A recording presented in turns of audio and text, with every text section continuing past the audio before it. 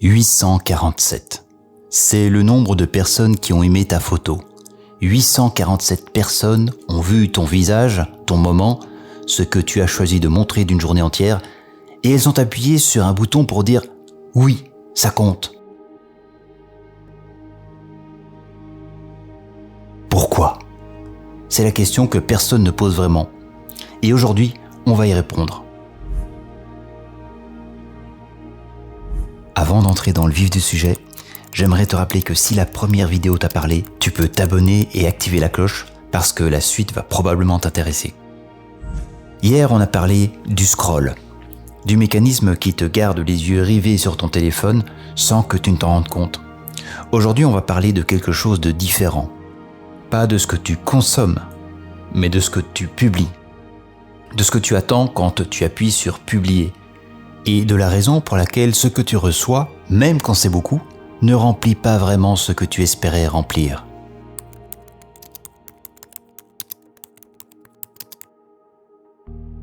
Commençons par quelque chose d'honnête. Tout le monde veut être vu. Ce n'est pas une faiblesse, ce n'est pas de la vanité, c'est humain. C'est profondément humain. Depuis des millénaires, appartenir à un groupe, être reconnu par les autres, c'est une question de survie. Être ignoré, c'était dangereux. Être invisible, c'était mourir. Ce besoin d'être vu est réel. Il est légitime. Le problème, c'est l'outil qu'on a trouvé pour le satisfaire. Parce que les likes ne remplissent pas ce besoin, ils le creusent.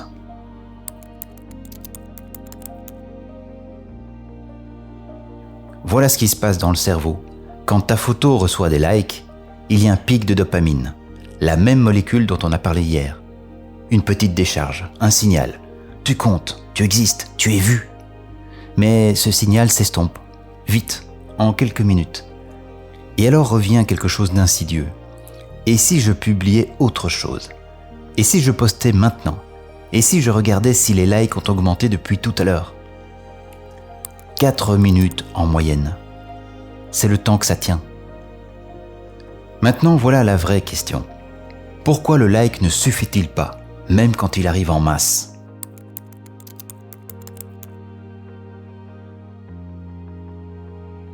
C'est là que tout se joue.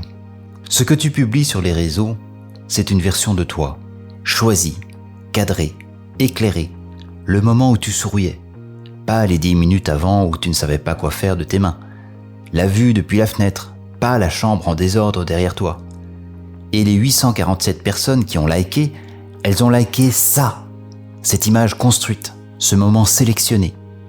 Pas toi quand tu te réveilles à 7h du matin avec les yeux gonflés. Pas toi quand tu rates quelque chose et que tu ne sais pas comment le réparer. Pas toi dans le silence, sans rien à montrer. Et quelque part, tu le sais, inconsciemment. Tu sais ce qu'ils ont aimé, c'est pas vraiment toi. Alors le vide revient. Alors tu publies encore une image un peu mieux cadrée. Un peu plus soigné, un peu plus aimable. Et la boucle recommence.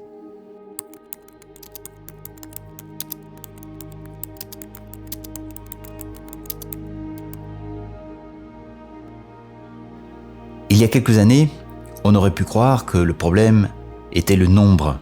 Pas assez de likes, c'est pour ça que tu te sens mal. Si tu en avais plus, ça irait. Mais les études sur les influenceurs les plus suivis raconte une autre histoire. Des créateurs avec des centaines de milliers d'abonnés décrivent exactement le même vide, le même réflexe de vérifier les statistiques toutes les 10 minutes, la même chute émotionnelle quand une publication performe moins bien que la précédente.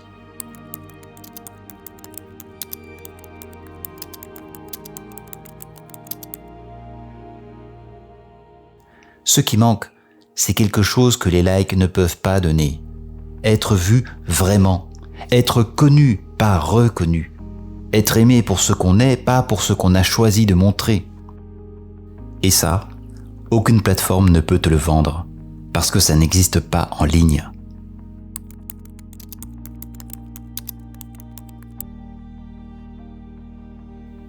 Il y a un paradoxe au cœur de tout ça.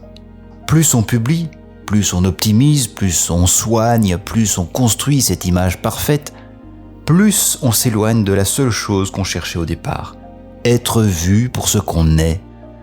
Je connais des gens qui ont des milliers d'abonnés et qui se sentent profondément seuls. Pas malgré leur audience, mais à cause d'elle. Parce qu'ils ne savent plus très bien si ce qu'on aime c'est eux ou le personnage qu'ils ont construit pour être aimé. C'est une prison très particulière, très moderne et très silencieuse.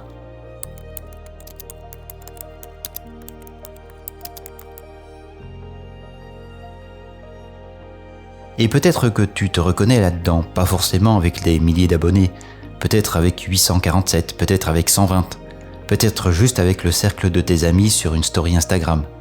Le mécanisme est le même, l'échelle ne change pas grand-chose. Alors, comment peut-on réagir à cette information ? Pas question de te dire de supprimer tes réseaux, pas question de te faire la morale sur la vanité numérique. Ce avec quoi je veux te laisser, c'est avec une question.